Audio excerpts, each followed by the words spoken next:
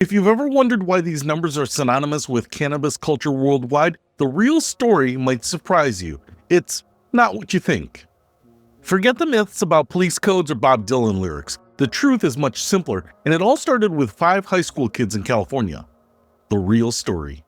The year was 1971. The place, San Rafael High School in Marin County, California.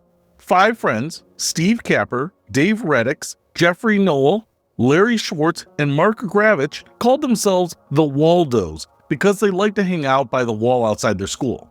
One day, they heard about an abandoned cannabis crop near the Point Reyes Peninsula Coast Guard Station. A Coast Guard member had supposedly planted it but could no longer tend to it. The Waldos had a hand-drawn map and a mission.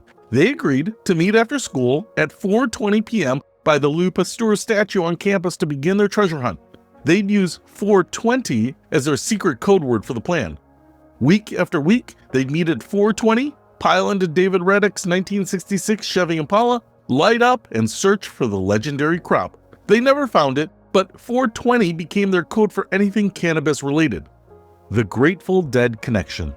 Here's where the story gets interesting. David Reddick's older brother was friends with Grateful Dead bassist Phil Lesh. The Waldos had access to the band's rehearsals and backstage areas, where they'd freely use their 420 code.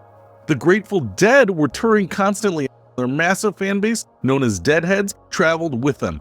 These fans picked up the term and spread it across the country, from concert to concert, city to city.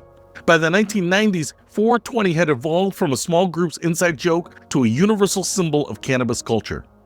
April 20th is born. As the code spread, April 20th, 420, naturally became an unofficial cannabis holiday. The date gained momentum through underground culture, head shops, and eventually the internet. In 1991, High Times magazine helped popularize the term by printing a flyer that explained the 420 tradition. The magazine later tracked down the Waldos and verified their story, cementing them as originators of the term. Global phenomenon.